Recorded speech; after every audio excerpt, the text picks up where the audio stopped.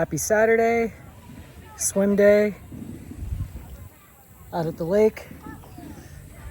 Really nice day for a swim. It's kind of hot, especially in the wetsuit. Even in the water cools me down a little bit, but it's really well insulated, and that's like part of what it's supposed to do, keep you warm. So I'm trying to get rid of it. Unfortunately, it's really hot.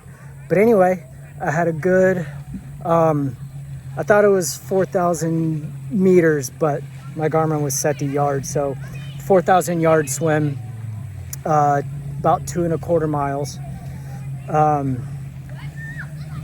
Just going out, not really going for speed or anything right now, just going for comfort. 65 days until the race. So right now I'm doing these longer training sessions to just like get in the motion, see where things start to get sore, chafe, or do like regular check-ins. Like today, perfect example. I'm not the most mindful person when it comes to kicking.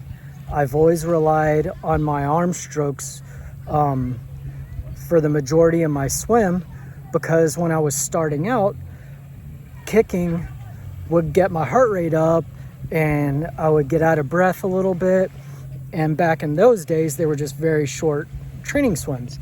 So I developed a bad habit of not kicking very much. And you can get about 10% of your propulsion from kicking. So if you're doing all arm, you're only getting like 90% of what you can be doing. So one thing I've tried to be more mindful of lately is kicking. And like today, every so often, if I caught myself like getting in the zone or kind of droning on and not thinking about something, I would say, okay, check in on something, whether it be my kicking, and I would notice that I'm not kicking very much, and I would get back to kicking.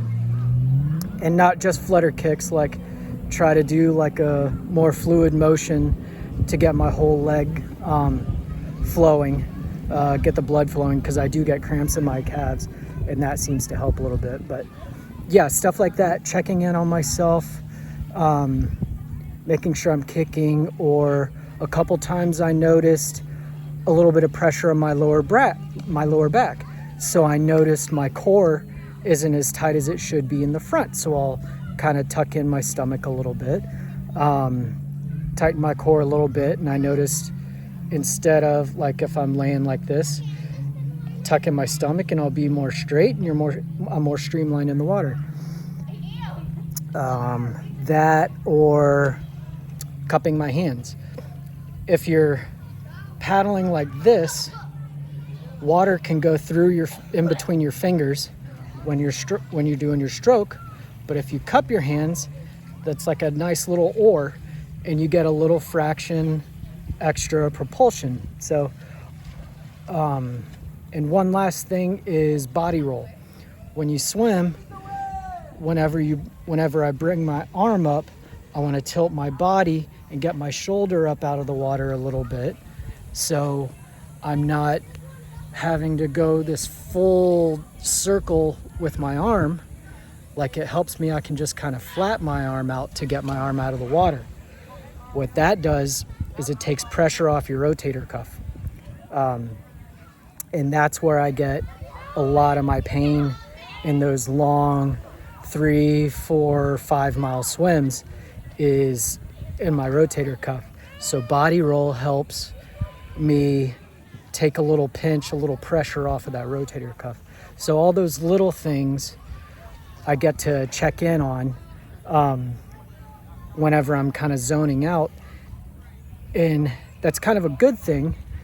Whenever I'm swimming, I always have to do it in sections. First section is roughly 1,000 meters, 1,000 yards, maybe like half a mile to a mile. That's when I really finally get warmed up. I could do a triathlon with a 1/4 mile swim, and I will be out of breath the entire time, just because it takes me a long time to get my lungs going in the right pattern, regulate the oxygen in my bloodstream, regulate the carbon dioxide that I'm breathing out. It takes about that long, about maybe 20, 30 minutes, 45 even, to really get into a zone. So that's my first section that I get through when I'm training. And that's kind of a dangerous section for people. It was for me, at least, when they're first starting with swim training and racing. Feels like you're gonna die.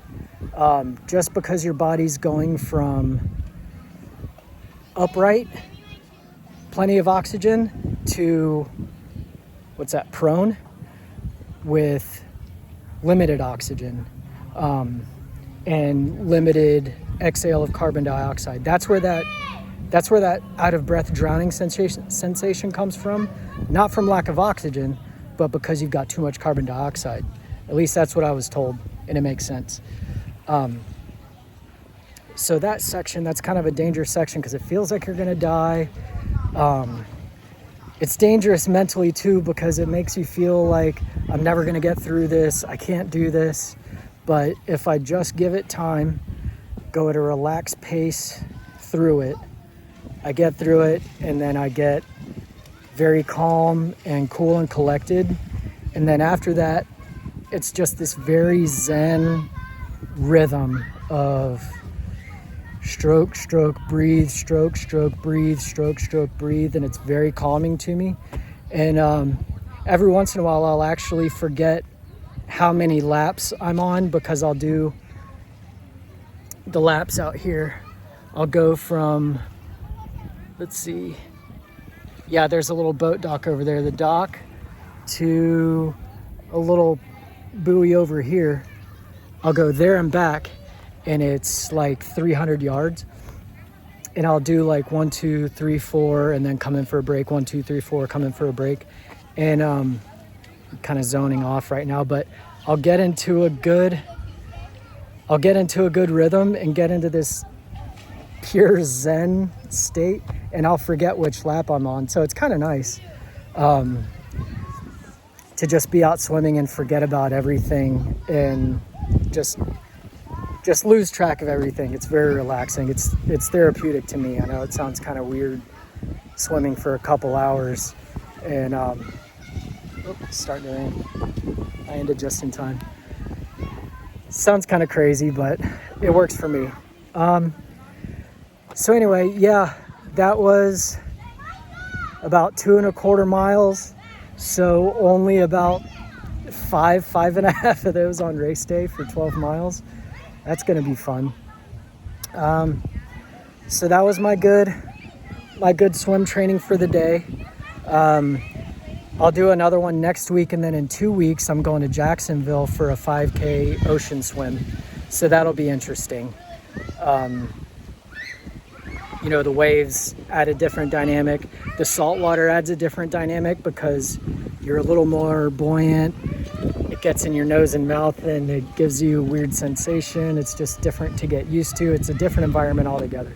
And it'll be a freshwater lake swim when I race, but you know, variety helps me.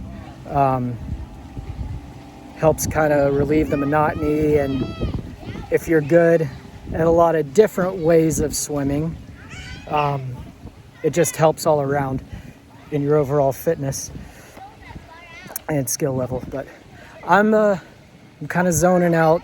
I get like this whenever I do long training sessions. My brain shuts off. My brain shuts off when I'm doing stuff, and when I'm coming to, I kind of ramble and get back to being normal again. So that was swim today. Tomorrow's going to be a bike ride. I'll check in again tomorrow because I'd like to go on a really, really long bike ride, at least 100 miles. I'd like to go 120. So I'll get hydrated and well fed tonight, and we'll see how it goes. So I'll check in then, Hope everybody has a good weekend, and I'll talk to you soon. Love you.